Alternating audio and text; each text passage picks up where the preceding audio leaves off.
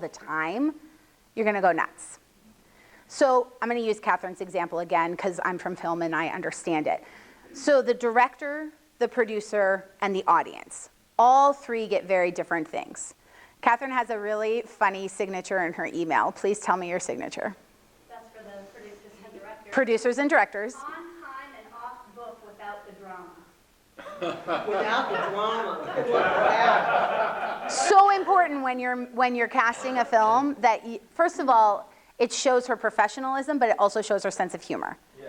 And so, for example, I produced my first feature in Nebraska in the middle of a cornfield. There was literally nothing.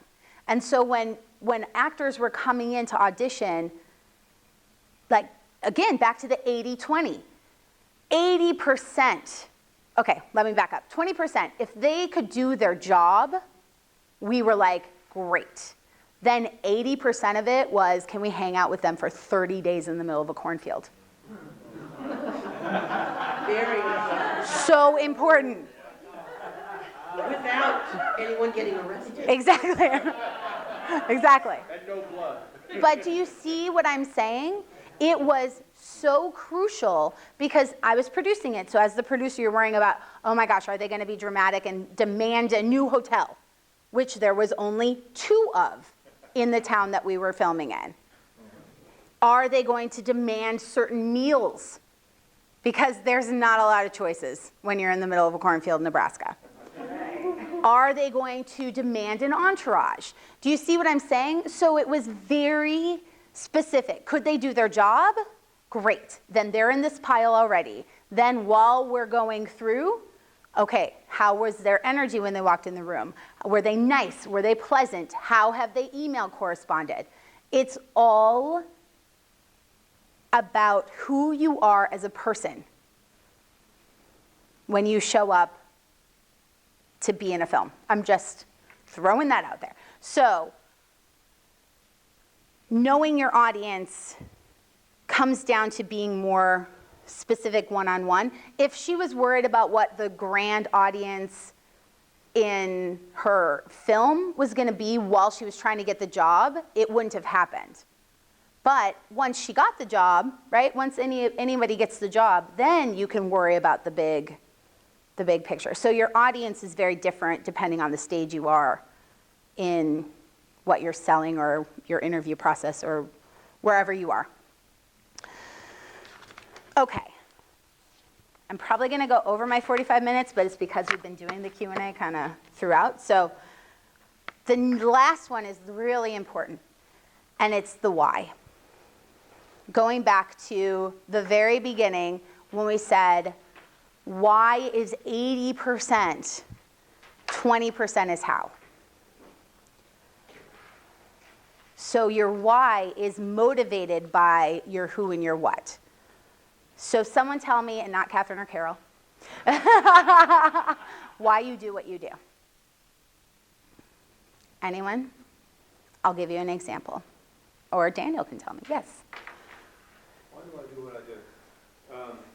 I do what I do, which is I'm a coach, I'm a performance improvement coach. Whatever it is that you need performance improved in, I'm your guy. And I do it because I was surprised at being taken for a leader when I went into the Marine Corps.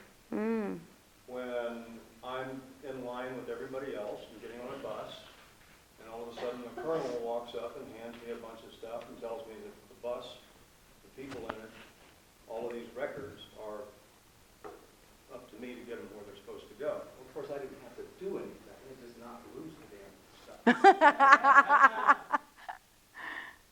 And after that, then I was made the leader of my boot camp platoon, and I took it all the way through boot camp, which is unheard of, because it's like a 2-day job, and then you get fired.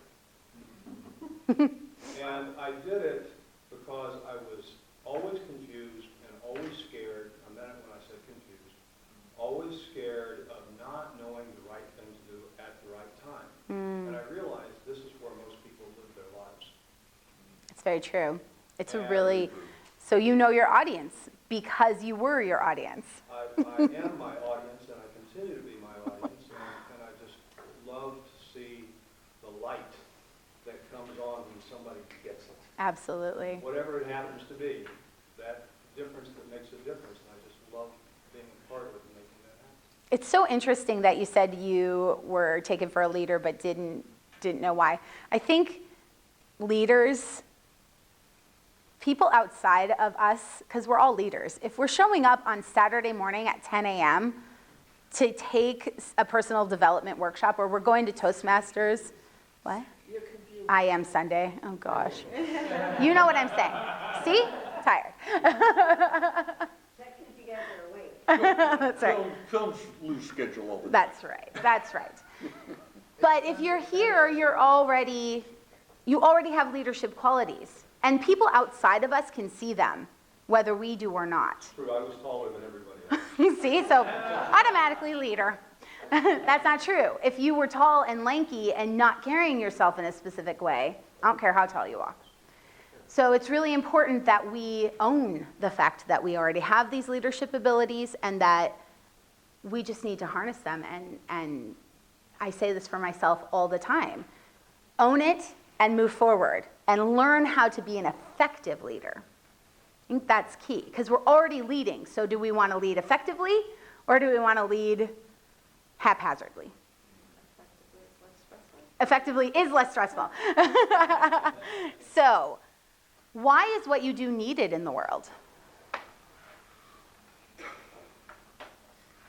Because you are needed in the world. Absolutely.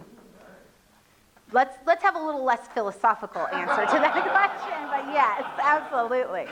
Because the world is less dark when there's more light.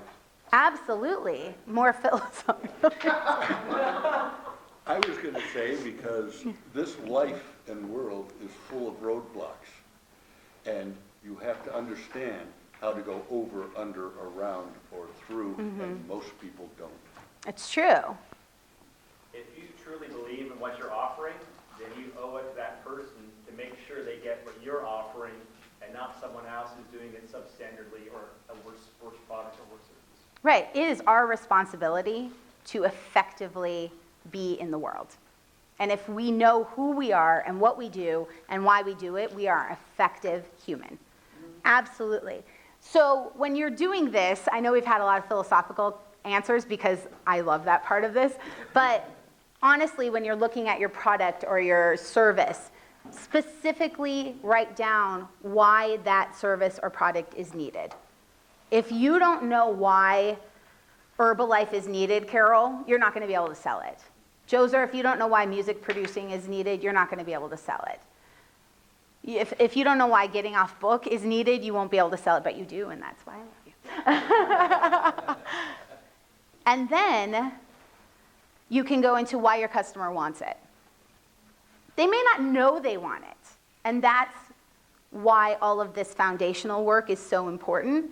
Once you know why it's needed, you can communicate to them why they might want it. But the key to that is asking them what they want. And if they don't know what they want, then just showing up the way that you are is going to be an example that they're either going to go, oh, that guy's so fascinating. For some reason that I don't know, how many times has this happened to you? For some reason, I have no idea why I'm drawn to that person, and I want to know more. Does that happen to you? It's because they know who they are. You may not know why, but they do. So, those are the three kind of frameworks I will leave you with in order to understand your heart in your brand, because then you can show up and create the colors and the fonts and the logos and the things that people see, which are super important, but they're only important and sustainable is the word if they come from a very authentic, deep-rooted place in you. Otherwise, it's techniques and manipulation, and we go back to sales, and that's just icky.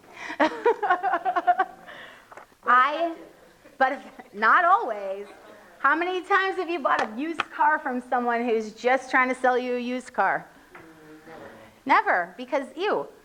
I'm like, no, I'm just looking.